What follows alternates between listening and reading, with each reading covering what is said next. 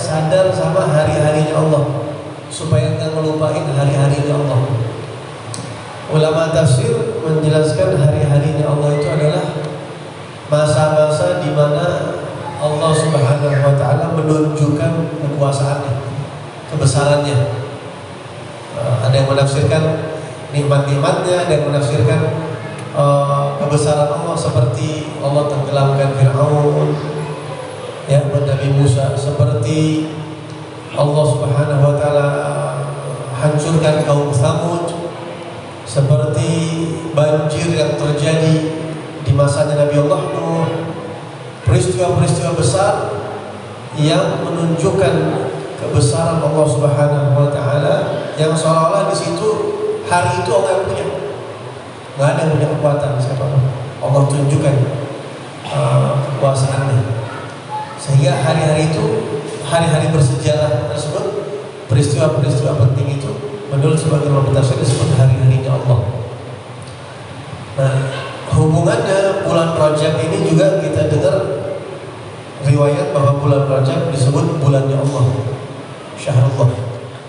Ya, tentunya di bulan Rajab ini banyak hal penting, banyak ampunan yang Allah turunin. Di antaranya Allah Subhanahu wa taala adain di situ peristiwa Isra dan Mi'raj. Dan ini tanda kekuasaan Allah yang sangat luar biasa, yang belum pernah terjadi sama siapapun. Ini termasuk mukjizat besar. Belum ada mukjizat-mukjizat yang terjadi pada nabi-nabi sebelumnya seperti Isra dan Mi'raj ini. Benar-benar keimanan diuji sama Allah Subhanahu wa taala. Allah tunjukkan kebesarannya. Ya, maka tidak heran kalau bulan Rajab ini disebut bulannya Allah. Selain Isra Mi'raj tentunya ada ampunan dan segala macam, banyak banget keistimewaan daripada bulan Rajab. Nah, di antaranya Isra dan Mi'rajnya Nabi kita Muhammad SAW.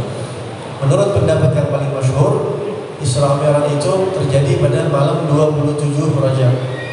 Itu pendapat yang paling masyhur. Walaupun kata ulama ada pendapat-pendapat yang lain, tapi pendapat yang paling masyhur terjadi pada malam 27 Rajab.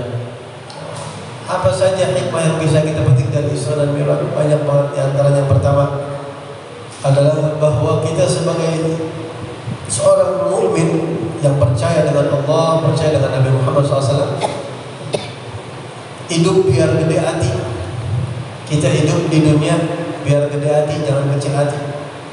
Ya, gede hati ngadepin masalah, gede hati ngadepin berbagai macam hal-hal yang kita hadapin. Bahwasanya kita punya Allah yang mampu melakukan segala sesuatu yang akal kita belum nyampe. Isra dan Mi'raj Nabi Muhammad SAW. Di zaman dulu perjalanan dari Mekah ke Palestina itu menghabiskan waktu 30 sampai 40 hari, sebulan. Pulang sebulan, tapi Allah kasih Nabi Muhammad cuma separuh malam, sebagian malam. Ini menunjukkan bahwa Allah itu punya kekuatan yang sangat, kudratnya luar biasa. Nah, umat Islam jangan kecil hati hidup di dunia. Apa yang kita rasain kayaknya itu berat, apa yang kita rasain kayaknya terhimpit, sesak, itu buat orang yang nggak punya Allah. Tapi kalau orang punya Allah, kita punya Allah. Bagi Allah Subhanahu wa taala memberikan jalan keluar masalah kita itu kecil, gampang. Bagi Allah Subhanahu wa taala apapun yang kelihatannya sulit, susah, bagi Allah gampang. Hanya ada doa Syekh Abu Bakar bin Salim, yassir alaina kulla asir. Ya Allah, mudahkan bagi kami segala yang sulit. Yassir al-asir fa inna tasyir al-asir alaika yasir, taysir al-asir alaika yasir. Karena mempermudah sesuatu yang sulit bagi engkau gampang. Saya mabek nggak ada keturunan kiai, tahu anak saya jadi kiai, maka ada pondok, ini jangan begitu. Buat Allah gampang. Abu Jahal aja anaknya ada yang jadi sahabat Nabi Muhammad.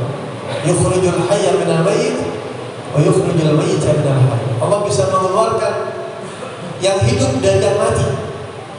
Dari yang mati Allah bisa keluarin yang hidup. Dan Allah bisa mengeluarkan yang mati, yang hidup dari yang mati, dan sebaliknya. Saya mainin, kalau kata Abu Yahya Hasan Bahrun, apa-apa jangan ukur melihat kemampuan kita, tapi lihat Allah Subhanahu Wa Taala. Makanya kita ngurusin pondok jangan ente anggap itu proyek ente, itu proyeknya Allah. Itu proyeknya Allah kecil. Berapa miliar kecil buat Allah Subhanahu Wa Taala. Kita punya Allah. Jadi gantungin nanti kita sama Allah Subhanahu Wa Taala dan yakinin Allah itu mampu melakukan apapun yang akal kita ini nggak nyampe, dan bagi Allah kecil. Jadi biar kelihatan. Ya. Makna Rabbi akhirat. Kita punya Tuhan sebaik Tuhan yang luar biasa, Tuhan yang baik banget, yang kita pegang di pikiran hati kita. Jangan pernah kita merasa hidup ini kayaknya sampai jangan kayak begitu. Perjalanan Isra dan Mi'raj Nabi Muhammad itu menjadi bukti sebagai seorang Muslim. Ente jangan pernah berkecil hati. Apalagi Isra Mi'raj itu sendiri memang Allah Subhanahu Wa Taala mau tunjukin kayak begitu Nabi Muhammad SAW. Jadi kalau kita lihat di beberapa kitab-kitab sejarah yang termasuk keterangan dari Syekh Dr. Muhammad Said Ramadhan Al-Buti, itu katanya Nabi Muhammad SAW di Isra Mi'rajkannya Nabi sama Allah itu sebagai bentuk di Al-Quran kita linuriyahu min ayatina, kita mau tunjukkan kata Allah kepada Nabi Muhammad tanda-tanda kebesaran kita, juga sebagai bentuk hiburan buat Nabi Muhammad SAW, yang seolah-olah Nabi pada saat itu kan dakwah di Mekah ya. Masya Allah, untuk Nabi Muhammad ini dakwah di Mekah. Mungkin kalau kita frustasi kan, kalau Nabi Muhammad hatinya besar, alam nashrah laka sadrak, hatinya sudah dilapangkan sama Allah. Jadi Nabi Muhammad kuat. Mungkin kalau model kayak kita frustasi, mungkin kalau ngadepin dakwah kayak Nabi Muhammad begitu, mungkin kita frustasi. Walaupun di sisi lain Nabi Muhammad manusia yang punya rasa berharap, punya rasa sedih, punya rasa kecewa. Ini Nabi dakwah selama bertahun-tahun di kota Mekah. Itu Nabi kayak kok hasilnya begini-begini aja. Kayak di Mekah tuh orang udah gak ada yang mau Muslim, gak ada yang mau masuk Islam. Berat. Kayaknya dakwah di Mekah ini kayak mampet begitu Rasulullah. Ini kalau di Mekah begini diajak bukannya malah tambah baik, orang malah tambah parah musuhin Nabi Muhammad. Tahun ke-10 Hijriah ya, tahun ke-10 Hijriah, beberapa saat sebelum Isra dan Mi'raj, pamannya Nabi Muhammad kan meninggal, Abu Thalib, yang selalu belain Nabi Muhammad. Sayyidah Khadijah juga kan meninggal dalam. Setelah wafatnya mereka berdua, dakwah Nabi malah semakin ditekan. Jadi mungkin kalau dulu ada TV, kalau zaman Rasulullah ada TV, terus orang-orang sedunia nonton bagaimana gerakannya Nabi Muhammad, orang bakal bilang bagaimana Nabi Muhammad dakwahnya begini-begini aja, makin parah, apa makin jauh ya. Karena makin ditekan. Tadinya orang-orang kafir Quraisy nggak berani nimpuk Nabi pakai kotoran. Rasulullah lagi sujud ditaruh. Kalau otak beranak itu ada hari-hari kayak begitu, atau khususnya lah begitu. Bayangin lagi sujud ditaruh gitu. Sebelum Abu Thalib meninggal nggak ada yang berani begitu Nabi Muhammad. Mandang Abu Thalib, orang-orang kafir Quraisy nggak berani. Rasulullah sampai parah begitu. Ini setelah Abu Thalib meninggal, orang kafir Quraisy makin menjadi musuh Nabi Muhammad. Sampai mau bunuh malah. Ini kok makin begini ya? Kalau orang hidup di zaman itu mungkin orang bakal kayak begitu. Tapi di sisi Allah nggak begitu. Wallahu mutimmu nurihi. Allah tetap bakal sempurnain cahayanya walaupun orang kafir nggak mau. Maka ketika Nabi Muhammad melihat di kota Mekah ini berat, orang buat terima dakwahnya Nabi Muhammad, walaupun ada yang masuk Islam satu, tapi nggak banyak. Maka Rasulullah coba ikhtiar, mungkin kalau orang Mekah udah kayaknya udah mampet dah, udah ketutup, coba dah kampung lain yang kagak kenal sama Nabi Muhammad. Maka Nabi pergi ke daerah Taif, ke perkampungan. Di situ namanya perkampungan Bani Thaqif. Ini kalau orang-orang Arab dulu itu perkampungan pakai nama engkongnya. Ya, kampung Bani Thaqif itu sekampung anak cucunya Thaqif. Kampung Bani ini berarti sekampung itu anak begitu. Beda Mekah itu Quraisy, darah biru kalau Mekah, orang-orang Quraisy. Nabi pergi ke Taif, ya, jangan lagi di Taif, di Mekah aja yang pada tahu Nabi Muhammad. Di Mekah yang orang-orang itu sebelum Nabi Muhammad menjadi Nabi, muji Rasulullah, mereka muji Nabi dulu. Mereka bilang Nabi Muhammad Al-Amin, mereka sebut Al-Amin sebelum menjadi Nabi. Wah, ini orang baik, orang apa? Yang kenal sama Nabi Muhammad aja, Nabi Muhammad dakwah dimusuhin. Bagaimana Taif yang pada kalian kenal sama Rasulullah? Makanya Taif itu lebih parah lagi. Orang Taif nimpukin Nabi, mereka Rasulullah datengin kepala-kepala sukunya satu persatu. Kita sering dengarkan ceritanya. Ya. Bukan kepala sukunya yang menimpalin Nabi Muhammad, panggilin anak-anak kecil, orang-orang budak-budak, orang-orang kelas bawah, istilahnya begitu, anak-anak kecil, sama budak-budak hamba-hamba sahaya dikumpulin, suruh pada nimpukin Rasulullah. Ya. Disuruh pada nimpukin Rasulullah. Di situ, kalau antum pernah tahu bahwa Rasulullah itu pernah ditanya sama Siti Aisyah, ya Rasulullah, selain peristiwa Uhud atau selain Taif, kita lupa, dalam hidup engkau yang paling nyakitin hati apa? Yang paling memukul perasaan Rasul itu apa? Kata Rasulullah, itu Taif atau Uhud, salah satu dah. Pokoknya dalam hidup Nabi Muhammad itu ada dua peristiwa yang Nabi Muhammad berat banget, yang paling berat Nabi ngadepin. Itu perang Uhud, karena banyak sahabat-sahabat dekatnya dibunuh, bahkan Sayyidina Hamzah paman Rasulullah dibelah kan, hatinya dimakan. Sama Taif. Taif itu Nabi ditimpukin, untuk bayangin. Orang Mekah aja nggak berani gitu sama Nabi Muhammad.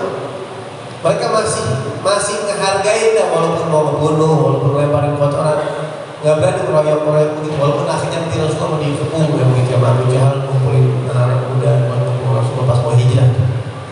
Tapi ini Taif parah banget. Taif ini kelewatan, anak-anak kecil dimpukin Rasulullah. Dan Nabi itu terpukul banget. Nah, bayangin Nabi di Mekah kayak gitu, ke Taif kayak gitu, kali dah orang luar, mungkin kali orang luar bisa menerima dakwah. Begitu ke Taif katanya mau lebih parah lagi. Ini pada saat itu perasaan Rasulullah ngadu, bingung ya, sebagai manusia yang luar biasa. Ditimpukin Rasulullah, terus Rasulullah mundur. Pada saat itu Rasulullah ditemenin sama Sayyidina Zaid bin Harithah, anak angkat Nabi Muhammad SAW, dekat banget sama Rasulullah, sayang banget Rasulullah sama dia. Ya. Dia sendiri yang ngalingin Nabi Muhammad pakai badannya, dia sendiri yang pernah bantu Zaid bin Harithah radhiyallahu anhu. Karena ditimpukin udah nggak ada harapan. Dakwah di Taif udah berat tuh. Nggak ada yang Islam, baru-baru Islam, dimpukin sekampung anak-anak kecil. Hina banget ya, ditimpukin anak-anak kecil, yang lain udah nonton. Maka Nabi mundur dan Nabi berteduh di bawah pohon. Di situ antum bisa bayangin, Mekah mau balik ke Mekah dakwah. Mekah kan begitu, makin parah. Ke Taif kali coba ada dakwah ke orang yang kalian kenal, nggak tahu lebih parah lagi. Di situ Nabi Muhammad duduk di bawah pohon, redup, kecapean, dan bisa ditimpukin, ditemenin sama Zaid bin Harithah. Di situ Nabi berdoa kepada Allah. Dan doa ini kalau bisa, khususnya yang berjuang di jalan Allah, baik itu pengurus masjid, pengurus majelis ta'lim, para ustaz-ustaz, alangkah baiknya menghafal doa ini. Doanya panjang, atau sekurang-kurang dibaca, buat introspeksi diri kita, supaya kita ini dakwah ditiru ke Nabi Muhammad kayak gitu, perasaan seorang dai. Di situ Nabi duduk di bawah pohon dan Nabi di situ mengadu kepada Allah, mengadu siapa? Mengadu Allah.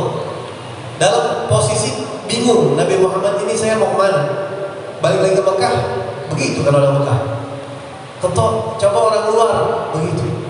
Maka Nabi Muhammad angkat tangan kepada Allah dan berdoa, Ya Rabb, Ya Allah, ashku ilaika dhu'fa quwwati, atau ilaika ashku dhu'fa quwwati. Ya Allah, saya mengadu kepada Engkau dha'fa quwwati, betapa dhaifnya kekuatan saya. Saya ini gak punya kekuatan, lemah. Power saya tuh gak ada. Ya, lemah banget saya. Lemah. Keadaan saya seperti ini sekarang. Saya mengadu kepada Engkau wa qillati hilati. Ashku ilaika dha'fa quwwati wa qillati hilati. Dan saya mengadu kepada Engkau ya Rabb. Sekarang Kau tahu bahwa saya ini qillah sedikit, hilah. Hilah itu strategi, taktik dakwah. Saya gak pinter ngatur taktik dakwah, saya gak pinter. Kali itu saya ngambil hati orang, orang bisa terima saya. Kan ada orang yang dakwahnya pinter-pinter kan, pakai ini sehingga banyak orang yang ikut dia. Rasulullah merasa dirinya itu sedikit, nggak bisa strategi, nggak pinter ngambil hati gitu. Sehingga orang-orang nggak menerima beliau. Menurut beliau gitu. Bahasa yang luar biasa. Nabi melihat orang Mekah jahat, orang Taif menjahati Nabi, tapi Nabi bukan ngaduin mereka, tapi Nabi ngaduin, ya Allah, ini ternyata saya lemah ya Allah, ternyata saya nggak pinter di begini, saya nggak pinter hilah. Karena ada orang yang jangan lagi, ada orang pinter dagang, ya, bisa tuh ngajak ngomong konsumen, tadinya nggak mau beli jadi beli. Ada orang yang pinter atau dakwah gitu, pinter bergaul sama orang, jadi orang tuh rasa diajak ngomong sama dia mau ikut dibawa. Marketing dalam berdakwah lah gitu istilahnya, bahasa begitu. Ada tuh orang ngajak orang ke partai dia, misalnya ngajak orang ke ormas dia, kan pinter. Kadang ada pinter ngomong kan orang gitu kan. Ini Nabi Muhammad merasa dirinya nggak pinter seperti itu. Saya nggak banyak strategi ya Allah, saya cuma bisa ngajak apa adanya begitu. Nggak pinter basa-basi kalau kata bahasa kita. Wahawani 'alan nas, ya Allah saya mengadu kepada Engkau. Beginilah hinanya saya di mata manusia. Di mata manusia ternyata saya hina ya Allah. Ya, di mata manusia saya hina. Di mata manusia. Luar biasa, Rasulullah SAW luar biasa. Luar biasa. Padahal posisinya Nabi Rasul dapat mandat mutlak dari Allah.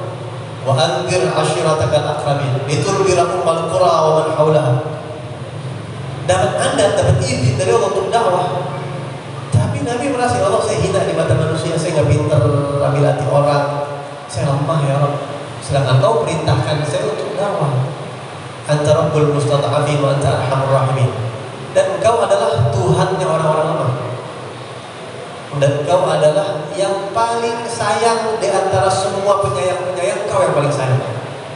Umi kita sayang sama kita, abah kita sayang sama kita. Ya, banyak yang sayang sama kita kan. Terus siapa lagi? Istri kita, suami kita, anak kita. Tapi arhamur rahimin Allah. Yang paling sayang dari semua yang sayang-sayang itu Allah. Ilaman takilun. Kata Nabi, Allah, Engkau mau lempar saya kemana? Mau pasrahkan saya kemana? Ya. Artinya Nabi Muhammad ini lagi ngomong Allah. Ila ba'idin yatajahamuni. Apakah saya ini mau diserahkan kepada orang asing? Keluarga bukan, kenal kagak sama saya, yang bakal nyerang saya, ngabisin saya. Orang-orang luar. Am ila aduwin malaktahu amri. Atau saya ini mau diserahkan. Saya ini mau dipasrahkan kemana nih? Mau ke musuh orang Mekah yang Kau berikan kuasa sama mereka, mereka bisa apain aja saya bisa diapain sama mereka. Mereka punya kekuasaan, mereka punya duit, mereka punya jabatan, saya bisa diapain aja. Engkau mau serahkan saya kemana ya Rabb? Ke orang jauh yang nyerang saya, kenal saya, atau ke musuh yang bisa ngapain aja saya diapain sama mereka. Idalam yang kubika alaiya ghadabun fala ubali. Kemanapun Kau serahkan saya enggak mikir, saya enggak kepikiran bisa, enggak peduli. Yang penting Kau jangan marah sama saya karena hinanya saya di mata manusia, kurang pinter dakwah, gagal dakwah saya, enggak pinter taktiknya. Enggak apa-apa dah, saya mau dikemanain aja, enggak apa-apa ya Allah. As'aluka binuri arsyika alladhi binuri wajhika alladhi mala'a sampai akhir doa. Aku mohon kepada Engkau dengan cahaya kemuliaan-Mu yang memenuhi arus dan seterusnya. Tapi yang kita pengen garis bawah itu kata-kata itu Nabi. Jadi satu kata Syekh Al-Buti, kita khususnya orang-orang yang berkecimpung di bidang agama kayak model ana begini, malam-malam bolehlah kita baca doa itu. Ya, malam-malam kita boleh baca doa itu. Jadi kalau ada orang yang nyerang kita, jelek-jelekin kita, ya nggak seberapa, Nabi Muhammad mana nggak seberapa, ya nggak seberapa. Kita bilang, ya Allah, saya mengadu betapa lemahnya saya, ya Allah, betapa saya ini nggak pintar ngambil hati orang, saya nggak pintar taktik dakwah sehingga orang banyak yang suka sama dakwah segitu. Enggak, saya nggak pintar ya Allah, dan saya nggak dan saya hina di mata manusia, banyak orang yang jelek-jelekin saya. Dan Engkau kan Tuhan yang orang-orang lemah, saya lemah ya Allah, sayangin saya, wa anta arhamur rahimin. Enggak apa-apa, saya nggak kepikiran, asal Engkau jangan murka sama saya mau dikemanain aja, saya nggak kepikiran. Yang saya kepikiran, kalau Kau murka sama saya karena kebodohan saya dakwah nggak pinter. Jadi Nabi Muhammad dalam kondisi seperti itu takut Allah marah sama Nabi karena nggak pinter dakwah. Ya Allah, ada orang yang lebih bagus dari Nabi Muhammad dakwahnya kan? Nggak ada yang lebih bagus taktiknya dari Rasulullah kan? Tapi sebegitunya takut dimarahin sama Allah karena kekurangan ini. Saya takut karena kekurangan saya itu Kau murka kepada aku ya. Saya gagal nggak bisa ambil hati orang, nggak bisa. Saya takut ya Allah, jangan marahin saya ya Allah ya. Nggak apa-apa dah, saya boleh kemanain aja. Yang penting Kau jangan murka kepada saya. Idalam yakun bika alayya ghadabun fala balik. Lihat kayak apa hatinya Nabi Muhammad, hatinya Rasulullah. Kalau ada orang bilang ini orang hatinya emas, itu nggak ada apa-apanya matinya Nabi Muhammad SAW. Ya. Nah, kata Syekh Al-Buti, Rasulullah SAW, karena Nabi Muhammad makin ditekan, tapi makin diuji, tapi makin bagus responnya. Ya, makin dijatuhin, tapi makin masya Allah tuh akhlaknya Nabi Muhammad kepada Allah Subhanahu Wa Taala. Maka Allah, kalau ibarat kata ujian, ini nilainya nggak tanggung-tanggung Allah kasih apresiasi hadiah buat Nabi Muhammad karena bisa menyikapi ujian ini dengan sangat baik. Kalau ponten mungkin 9 atau 10, ponten 100. Ada gak orang ujian nilainya 1 juta? Ada gak? Kalau bisa 1 juta buat Nabi Muhammad. Maka selang berapa lama dari situ? Enggak lama dari situ. Ya. Jadi Nabi waktu baca doa itu, di bawah pohon ditemenin Zaid bin Harithah, ada satu orang yang liatin Nabi Muhammad, Utbah sama Rabi'ah. Siapa ini dua? Salah satu di antara mereka, Rabi'ah kalau nggak salah, atau Utbah bin Rabi'ah kalau saya lupa namanya. Dia salah satu CS-nya Abu Jahal. Ini komplotan Abu Jahal, musuh Nabi Muhammad.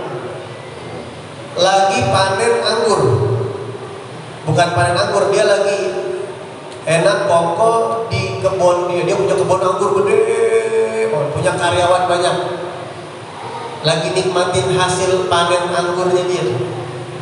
Dia lihat Nabi Muhammad lagi berteduh di bawah pohon, doa sama Allah, habis ditimpukin orang. Nabi Muhammad introspeksi dirinya sendiri, habis ditimpukin orang. Rabi'ah melihat dari jauh sambil kedengeran gitu doanya, sering kedengeran. Enggak tega ya? Ini musuh Nabi enggak tega ngeliat dia.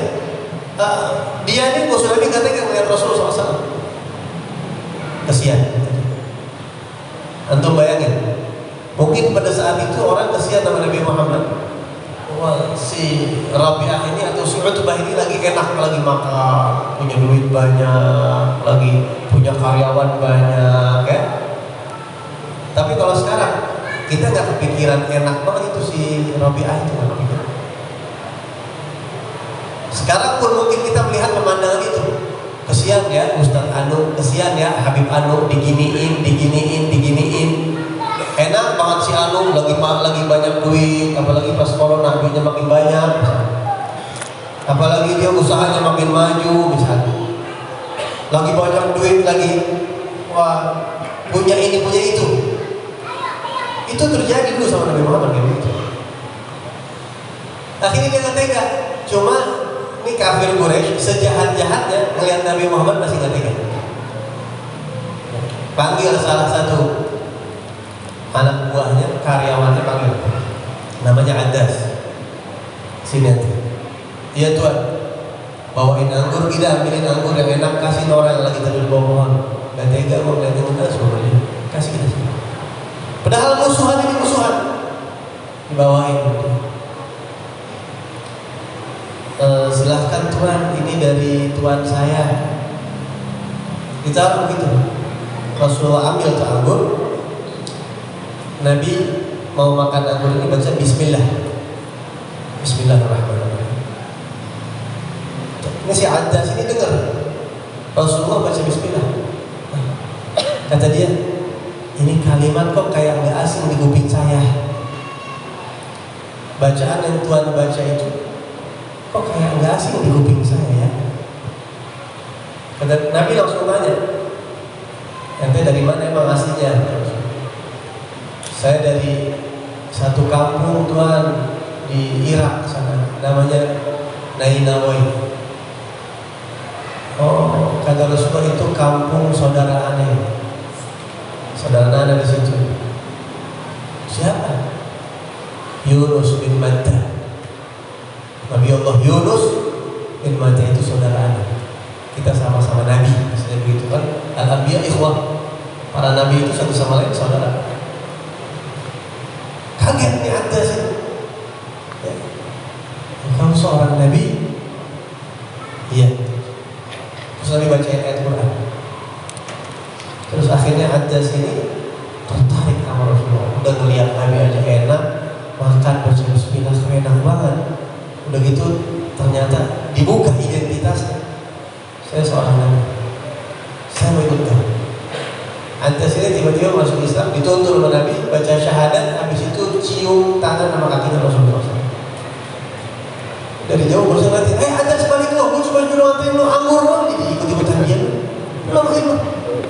Kalau kata bahasa itu. Di saat-saat yang gak terduga itu ada yang masuk Islam. Hidayah Allah. Coba kata ulama, kata Syekh Al-Buti, antum lihat. Allah Subhanahu wa Ta'ala Maha mengetahui perasaan Rasulullah pada saat itu kan, gimana tuh Nabi perasaannya, kayak gimana perasaan Rasulullah. Habis ditimbukin, udah bingung mau balik kemana ini, keluar nggak mungkin, balik ke Mekah aja habis-habisan lagi nih kita. Di situ dan Nabi tetap nggak ngejelek-jelekin mereka di hadapan Allah. Nabi malah jelekin dirinya. Waktu Nabi ngaduin mereka yang berbuat begitu sama Nabi, Nabi malah ini kayaknya kesalahan saya, Allah saya yang kurang pintar, saya yang hina. Jadi mereka mungkin ikut saya karena saya hina, saya kurang bisa baik karena saya lemah. Nah di situ Allah Subhanahu Wa Taala berapa lama kemudian dari situ? Ya beberapa bulan atau mungkin 1 tahunan mungkin atau lebih, maka Allah Isra Mi'rajkan Nabi Muhammad SAW. Nah, Isra Mi'raj Nabi Muhammad ini seolah-olah menjawab apa yang Nabi baca di situ. Kalau Nabi mengatakan saya ini lemah, nah, kata siapa Nabi lemah? Kayak seolah-olah itu Allah bilang kau tidak lemah, wahai kekasih. Jibril datang, siapin buruk, ya tembus sampai ke Palestina, sampai ke langit naik, kau nggak lemah. Kilati, saya ini nggak pinter, saya ini hina di mata manusia. Apa yang hina? Semua nabi-nabi nyambut kau, semua malaikat menghormati kau, selangit semuanya. Fama min sama'in wala jahat. Kata Habib Al-Habib Sayyidul Maulid, tidak ada satu langit pun yang dimasukin sama Rasul illa wa badarahu ahluha, kecuali penghuni langit itu semuanya spontan buru-buru sigap nyambut Nabi Muhammad SAW bitarhib wa tabji wa tauhid wa tabji. Semuanya nyambut Nabi ahlan wa sahlan, marhaban bil akhi salih wal ibn salih, ni'mal maji'u jah, sebaik-baik undangan telah tiba, sebaik-baik manusia telah tiba, gitu-gituin setiap langit. Wa kullu rasulin marra alaih, setiap nabi yang dan rasul yang ditemuin sama Rasulullah, basyarahu, semuanya kasih bisyarah sama Nabi Muhammad. Kau ini makam kamu di sisi Allah sangat tinggi, kau ini luar biasa, kau ini begini. Seolah-olah Allah pengen negasin sama Nabi Muhammad, kau tidak hina. dari kamu. Ya. Cuma Nabi merespon ujian sebegitu baiknya, jadi Allah kasih apresiasi, enggak tanggung-tanggung. Allah kasih hadiah dalam Isra dan Mi'raj, enggak tanggung-tanggung. Sekaligus hiburan buat Nabi Muhammad. Di mana hiburannya? Udah pasti tuh ya, ketemu ini itu, melihat surga. Bayangin melihat surga. Nabi malam Mi'raj melihat surga. Allah buka tuh surga. Nabi tahu, sampai tahu di pintu surga tulisannya apa, Nabi tahu. Saya malam Isra Mi'raj masuk surga dan saya lihat di tulisan di pintu surga itu ada tulisan sedekah 10 kali lipat pahalanya, ngutangin 18 kali lipat pahala. Salah satunya begitu. Sampai waktu dalam surga Nabi mengatakan, ini sabi sudah fana alaika ya Bilal.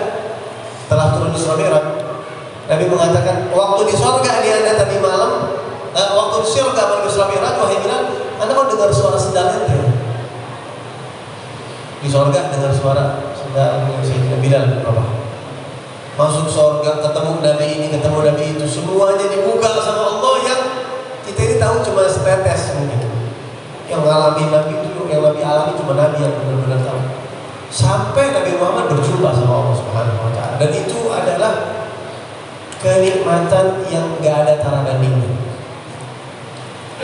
Ya, antum bayangkan kalau kita ditanya kira-kira nikmat yang paling tinggi apa?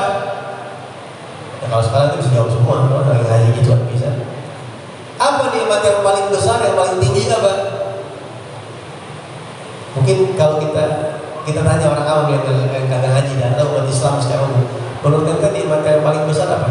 Secara mutlak ya, bukan di dunia doang, di dunia iman, Islam, segala macam itu.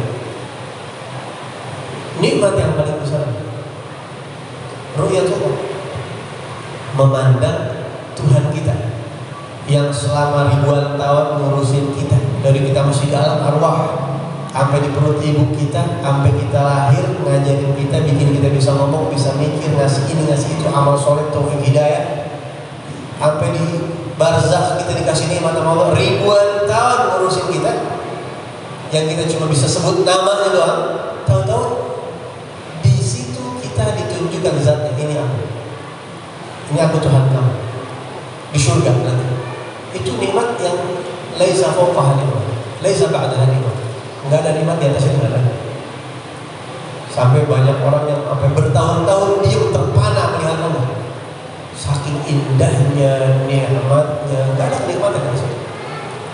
Kalau anda ngelihat mobil mewah mungkin 5 menit lebih lama daripada ngelihat mobil Carry tahun 70. Enggak bakalan pegang lama mobil udah ompreng, udah jelek gitu, mungkin gak tidak lama mobil, nggak mungkin. Tapi mobil mewah tidak rada lamaan dikit mobil mewah, karena dia punya jamal, dia punya keindahan. Sesuatu yang indah itu biasanya menarik perhatian kita lebih lama daripada yang gak indah. Nah sekarang bagaimana pencipta keindahan yang kita lihat? Innallaha jamil. Yang kita lihat pencipta keindahan, gimana tuh enggak berpuluh-puluh tahun kita diam. Nikmat yang cuma dirasain di surga itu yang Allah bilang di Al-Quran, wa ziyadah, tambahan nikmat surga. Surga udah enak, ada lagi yang lebih nikmat daripada surga, memandang Allah. Yang itu ditunggu-tunggu sama para wali, sama para nabi, Allah kasih duluan buat Nabi Muhammad di malam Mi'raj. Nikmat itu dikasih, sehingga Nabi Muhammad lupa segala macam masalah hidup. Wah, udah kayak apa tuh hatinya Rasulullah setelah memandang. Wah, ada miliaran hikmah, nikmat, miliaran efek daripada berjumpa Allah Subhanahu wa Ta'ala. Yang bangsa kalau model bukan Nabi Muhammad, gak mau lagi turun ke dunia, mau ngapain?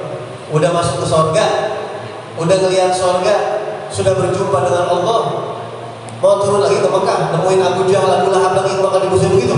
Kalau model kita gak bakalan mau, udah saya gak mau pulang, udah bertahan di sini, saya gak mau.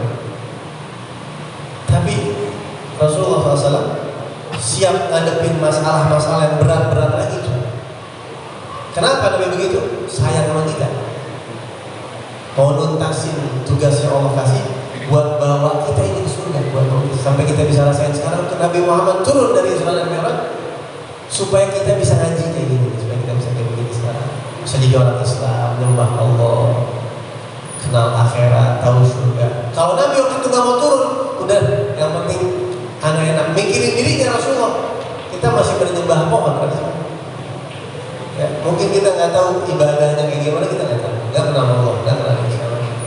Nabi mau turun, mau susah demi kita, demi umatnya. Turun lagi terima perintah sholat. Jadi Nabi terima perintah sholat itu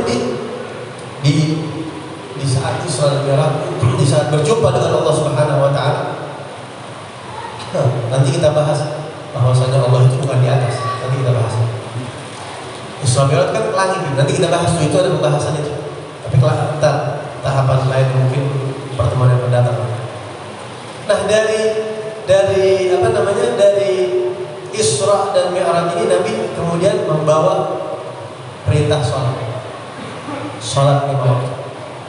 Yang ceritanya panjang dan tuh ketemu Nabi Musa dulu. Intinya Nabi terima sholat. Antum tahu kenapa sholat itu kemudian menjadi penghiburnya Rasulullah? Kalau Rasulullah lagi sedih, karena Nabi idza hazamahu amrun badara ila sholat. Nabi itu kalau lagi sumpah penat sama satu masalah, penghiburnya di sholat. Wa ju'ilat qurratu 'aini fi sholat, kata Rasul. Allah jadikan penentram hati saya, penghibur saya, pelipur lara saya, penyejuk mata saya di dalam sholat. Karena sholat itulah Nabi dapatkan saat berjumpa dengan Allah SWT. Karena sholat itu memang Allah berikan sebagai hiburan buat Nabi Muhammad yang sebelumnya Nabi menemui ujian-ujian berat, dipanggil sama Allah, dijemput, dimuliakan dan mendapatkan sholat. Dan satu menjadi paten, sesuatu yang gak bakal, ibaratnya dikasih obat sama Allah, dikasih solusi. Ini adalah menyejuk hati kamu. Jadi kalau kamu ada apa-apa, ngadepin kayak gini, ini buat meringankan, ngeringanin, begitu ya. Udah Nabi Muhammad turun, dan Nabi menjadikan sholat itu menjadi satu yang paling disenengin sama Nabi Muhammad. Ju'ilat qurratu 'aini fi sholat. Yang paling bikin tenang saya, bikin adem saya, menghibur saya, menyejukkan mata saya itu sholat. Allah jadikan adanya di dalam sholat. Mungkin sebagian orang hiburannya itu adanya di diskotik, hiburannya dia baru tenang. Ada sebagian orang yang ngilangin sumpahnya dengan cara A, B, C, D, dengan cara minum khamar, dengan cara narkoba, dengan cara maksiat kepada Allah SWT. Kalau Nabi justru di dalam sholat. Jadi kalau di sholat itu tenang. Makanya Nabi kalau nyuruh Sayyidina Bilal itu, arihna Bilal, hibur saya wahai Bilal dengan suara adzanmu. Karena kalau Sayyidina Bilal udah adzan, Nabi terhibur, dikit lagi ada Allah, dikit lagi saya tenang, semua masalah saya tenang. Arihna Bilal. Itu kaitannya sama Isra dan Mi'raj. Jadi itu baru setetes dari laut hikmah Isra dan Mi'raj Rasulullah. Banyak banget. Nggak bisa kita, tentunya nggak bisa dibahas satu pertemuan. Tapi itu sebagian hikmah daripada Isra dan Mi'raj Rasul Sallallahu Alaihi Wasallam. Nabi turun dari Isra dan Mi'raj membawa sesuatu yang baru. Insya Allah nanti kita lanjutin hikmah Isra dan Mi'raj pada pertemuan yang akan datang. Biasanya kita bahas begini-begini di ceramah-ceramah, tapi ta'lim lebih penting. Di ta'lim ini lebih penting buat dibahas daripada di ceramah-ceramah, supaya kita bisa sedikit banyak ngerasain, tahu oh sholat tuh kayak gitu ya ternyata ya. Makanya gak heran kalau agama itu keras sama orang yang sholat. Ibadah yang kalau ditinggalin kafir, disebut kafir sholat kok. Walaupun kafirnya itu nanti rinciannya. Antara kasolata amdan faqad kafar. Kenapa? Nabi perjuanginnya gak gampang. Sampai orang-orang sebagian murtad dengan Isra dan Mi'raj Rasulullah.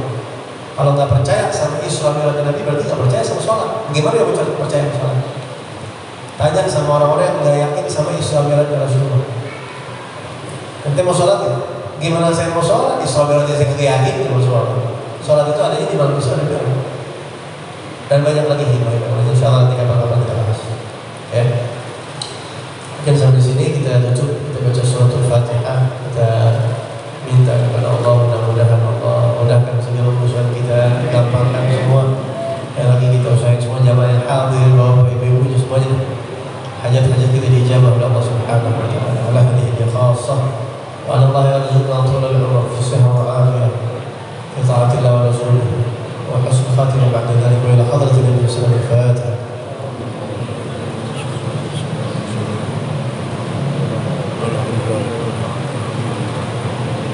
warahmatullahi wabarakatuh.